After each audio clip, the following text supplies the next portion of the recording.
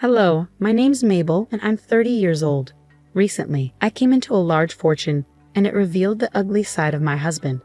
Today, I want to share my story and how I unintentionally got revenge on two people at once. Let me start by telling you a bit more about myself. I grew up away from my grandparents, but we were still very close.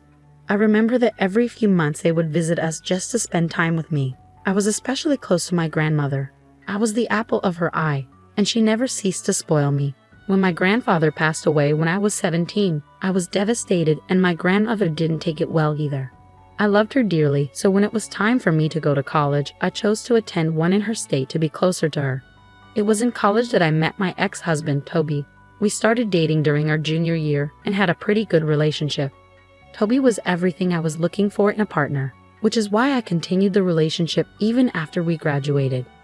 We got engaged a few months after graduating but decided to wait until we were in a stable financial situation to get married. In the meantime, since I had a better apartment, Toby moved in with me. While my relationship with Toby was great, I could not get along with his sister Julia. Julia didn't live in the same state as us because she moved with her husband when he got a better job. But she still doted on Toby excessively.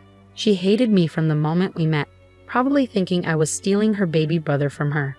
She was always rude and unaccommodating. The only reason I tolerated her visits was because she would bring over her daughter, Viola.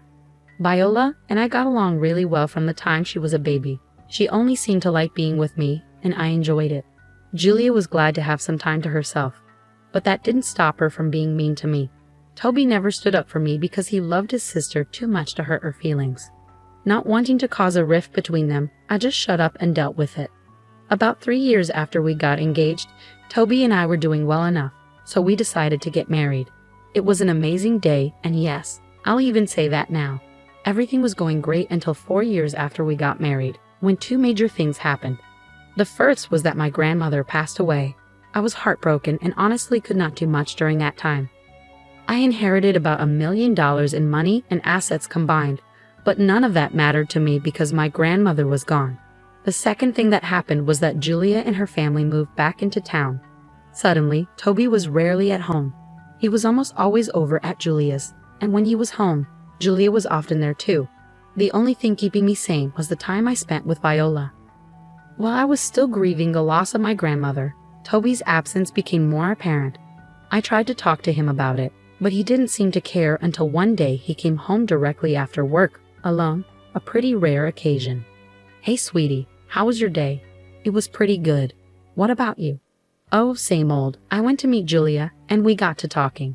"You seem to be visiting Julia a lot." "Yeah, we're really close. I miss her, and I guess I just feel better when I'm with her. When I'm around her anyways. Do you not want to know what we talked about?" "Yeah, sure. Tell me." "Well, I was telling her that we were planning on buying a house." "I'm going to cut you off right there. I never agreed to that. Just listen to me. Julia asked me how I had the funds for it, and I told her all about your inheritance. She suggested that it would actually be a great investment for us to make."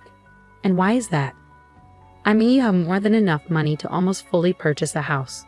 I really think that we should invest in it. We'll be well settled for the rest of our lives. But I want to invest my money in something better." "What's better than securing a house for ourselves?" "I can think of several better things that can at least be put to use for our future. I don't want to spend all my money on one thing. It's like you're trying to tell me that your money is yours and not mine to begin with."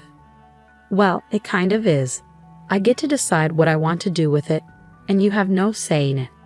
Look, you either invest your money in something for the both of us, or I'm leaving." "Where would you go? You're literally begging me to buy a house with my money for your future. If you choose to leave, that's your loss." "Oh, so you're okay with me leaving all because you want to keep your money to yourself?" "Don't try and act as if that's what I was saying, Toby. You're the one threatening to leave me if I don't spend on you. You're the one who brought it up." "Yes, because I thought you loved me and wanted to spend your future with me. Forgive me for looking out for us. You're really bad at whatever you're trying to do here. I'm keeping my money, and I get to decide where and how I spend it." "Fine, but could you at least think about spending it on a house for us?" "Sure." I wasn't sure why Toby was being so adamant about buying the house, but something did not seem right to me, which is why I knew I had to stand my ground. Toby began to distance himself from me after that conversation. He started spending even more time at Julia's place. Julia stopped coming over except to drop Viola off when she needed me to babysit her. I tried to talk to Toby on multiple occasions and asked him what was wrong, but he always brushed me off and told me there was nothing wrong. Eventually, I gave up and figured that I'd just wait until Toby was ready to talk. However, things took a turn when one day Julia dropped Viola off at my place for me to babysit her. "Hey Viola, how's my favorite niece doing?" "I'm your only niece." "Still my favorite though." "I hope I'll always be your favorite." "Of course you will be. Anyways, what do you want to do today?" "I was thinking we could get our nails done and then get some ice cream." "Yay, can I paint my nails pink?" "Of course you can." "And can I get strawberry ice cream?" "Why can't you? We'll get you everything you want. I only have one niece, and if I don't spoil her, would I really be her aunt?" "You know you're my favorite aunt. I really will miss you." "Miss me, sweetie? What do you mean? I'm not going anywhere." "Are you sure?" "Yes, of course. Where do you think I'll be going?" "Well, it's just that." "What is it?" "You can tell me anything. I swear I won't tell anyone else a word." "Okay, well, I heard Mommy and Uncle talking the other day." "Uncle as in Uncle Toby?" "Yeah. Mommy said she's going to help Uncle with getting some cases." "Cases? What are you talking about?" "They kept talking about some cases that would give them some money, and then she told Uncle that he would have a nice big house after you left you." "What? Oh my God, sweetie. When did you hear this?" "Like 2 days ago." "Are you sure you heard correctly?" "Yes, I'm sure." As soon as Mommy saw that I was listening to them, she yelled at me to go to my room. She also told me not to tell you anything about her talk with Uncle, but I only told you because you're my favorite aunt. "Thank you so much, sweetie. Now enough of this. Let's go out and have a fun day." I tried my best to go about the rest of the day as if I hadn't heard what Viola told me. I could tell she felt bad for telling me, but I reassured her that she did nothing wrong. I spoiled her as I always did, and when it was time for her to go back home, I made her promise not to tell her mom or Toby what she had shared with me. Viola promised not to say a word and hugged me goodbye when Julia picked her up from my place. As soon as they left, panic began to rise in my chest. I knew something was off with Toby, but realizing he was trying to trick me into spending my money on him was a new low. It was something I would have never expected from him. Desperate, I did the only thing I could think of.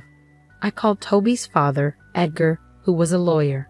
I didn't know why I called him, considering he could have been in on Toby and Julia's plan. However, I have a gut feeling that Edgar was a good man. Besides, he had always treated me like a princess when I visited his place and put Julia in her place whenever she tried to bully me. Edgar picked up the call in his usual warm manner. "Hello, darling. To what do I owe this phone call?" "Hi, Edgar. How are you?" "Oh, I'm doing quite well. What about you?" I actually don't know. I called because I need your help." "My help? What could I help you with? Isn't Toby around?" "He is, but he's kind of the problem." "Oh no, I always told that boy to treat you right because it's really hard to come by women as amazing as you." "Thank you, Edgar. You may be the only one in your family who thinks of me as amazing." "What are you talking about?" "Well, I was babysitting Viola the other day, and she told me that Toby and Julia were planning something against me." "Against you? What do you mean?" "She didn't know the specifics, but there is a case involved. Apparently, they plan on taking money from me." "What in God's name are you telling me?" "I don't know the full story either. I'm worried, and I figured I'd come to you for help, considering you're a lawyer." "You did a great job coming to me. Now tell me, do you believe Viola?"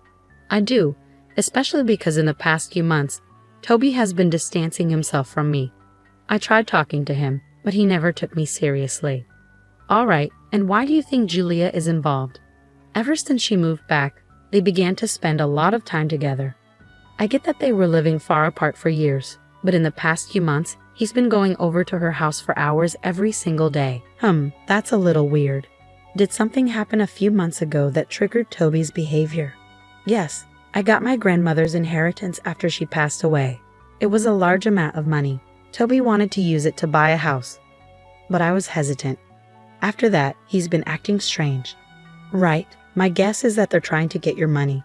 First of all, I'm so sorry that my children are doing this to you. This is not how I raised them. Secondly, why don't you drop by my office tomorrow, and we'll hash this out properly." "That sounds great, and you have nothing to apologize for. You're clearly a good man." Thank you for helping me out. I don't know what I would do without you." I was genuinely grateful that Edgar was helping me out. I didn't think he would side with me over his children, but I was glad that he did. The next day, I took a day off from work and made my way to Edgar's office. Once there, Edgar apologized once again for Toby and Julia's behavior, but I told him to focus on helping me navigate the situation. We suspected that Toby was going to ask for a divorce, so our first order of business was to contact all the reputable divorce lawyers in our city and ask for advice. This would limit Toby's access to good lawyers due to the conflict of interest since they already knew my side. Next, we needed to figure out how they planned to take my inheritance from me. Thankfully, I had been smart enough to keep my inheritance money in a separate bank account and had not used it to buy anything for Toby or me. I had planned on buying Toby some luxury items he'd always wanted, but clearly that was never going to happen. Since there was no other way for them to get that money from me, Edgar and I figured they were planning to outright steal from me. The only thing I could control was setting up the perfect trap to catch them. You see, I had a top-of-the-line security system installed in my apartment because I was paranoid about break-ins, which was a fact Toby knew and agreed to when he moved in. The next step was to subtly let Toby know that my bank details were logged in on my laptop. This wasn't hard. I just pretended to have some banking issues that he could help me with. Finally, I told Toby that I was going to meet a friend over the weekend, leaving him home alone. I then met Edgar, who would serve as a witness and corroborate my alibi. In the middle of our conversation, I received a notification that money had been transferred from my account to our joint account. I immediately called the police and reported it. When I got back from meeting Edgar, Toby was sitting in the dining room and asked me to sit with him. "We need to talk." "Oh, about what?" "About us." "Okay, we're not working out." "I agree." "You agree? What do you mean?" "Well, for starters, I did not like how you threatened to end the relationship over money. Money I would have spent on us had you not done that." "I didn't think you would. And that's another point. You think so lowly of me. I don't think that's a sign of a good partner. Like you've been a good partner. You've been selfish since the start, and I only put up with it because." Just then, the doorbell rang. It was the police arriving to investigate the reported theft. "I loved you. How in the world was I selfish? I helped you pay off your student loans first instead of mine. I supported you for a whole year when you didn't have a job. I sacrificed so much to make sure you were happy. The few times I didn't do what you wanted, you labeled me as a selfish monster. Don't act like what you did was some righteous thing. I would have done the same for you. Would you? You never helped me out when I was sick. Why would I think you would have sacrificed your comfort for me when I really needed it? You're just trying to make me feel bad."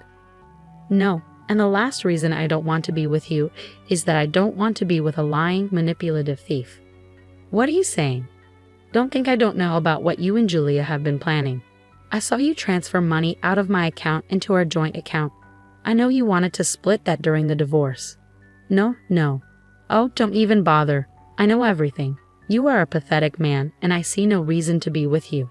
"Well, I'll still get half of what I transferred into our account. I still win." "Will you?" "If I recall correctly, I had security cameras installed in my apartment. You made that transaction from my laptop at a time when I wasn't home. I already reported you for theft. The police should be here any time now." "You did what?" "Oh, here they come. Good luck." Just then, the doorbell rang.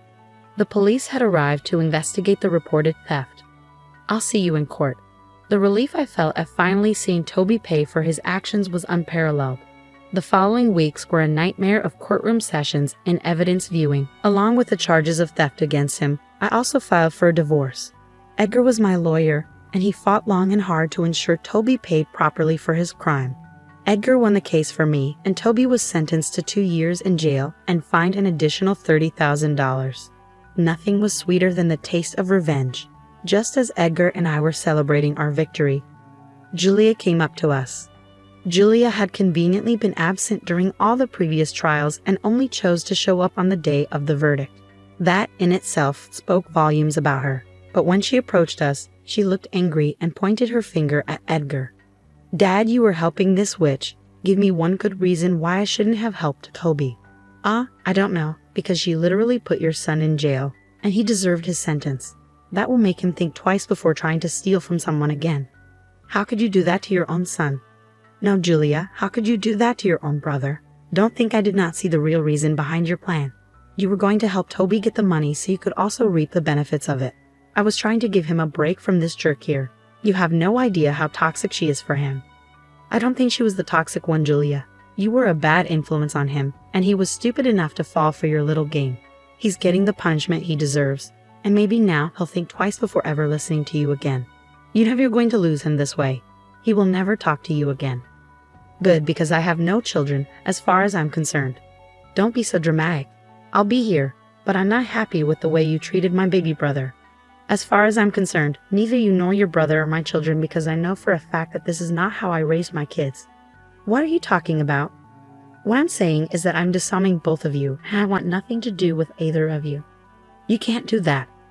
I actually can, and I'm going to do just that. This is all Mabel's fault. If she just thought of someone other than herself for a second, this would not have been happening. No, you should not have been so greedy.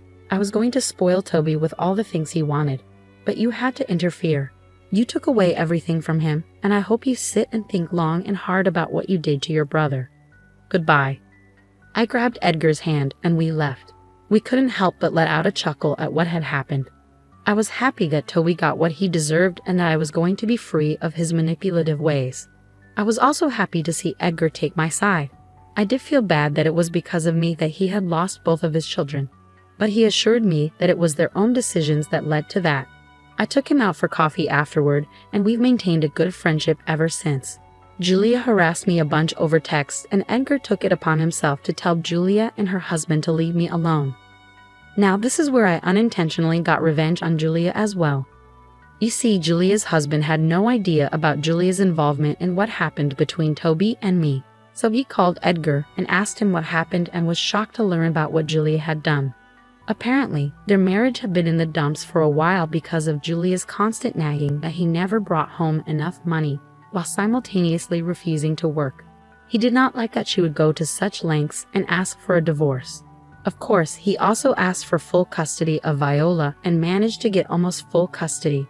Julia got custody for every other weekend. Not to mention, she didn't get much through that divorce either, considering that he had her sign an ironclad prenup before marriage. Julia only received a small amount of alimony for a set period of time, and she was kicked out of their house. Once again, she blamed it all on me. And if I'm being completely honest, I was a little happy to see the way she got what she deserved. She tried to meddle in someone else's life, and she paid the ultimate price for it. Not to mention, I got to see Viola still because she loved me, and Julia's ex-husband could not say no to Viola. He was very apologetic for what Julia did, but I reminded him that he had no idea, so he had nothing to apologize for. And before you ask, yes, I am spoiling Viola senseless. As for me, my life is only getting better. I got a promotion at work and also decided to hire an accountant to help manage all my finances. I have invested my money in a few places, and it's only a matter of time before I get my returns on those. Getting to where I am today took a lot of struggle, but let me tell you, the view from where I'm at is one that I'm loving. I have a better understanding of people, and I'm going to be a lot more cautious. Thank you for your time.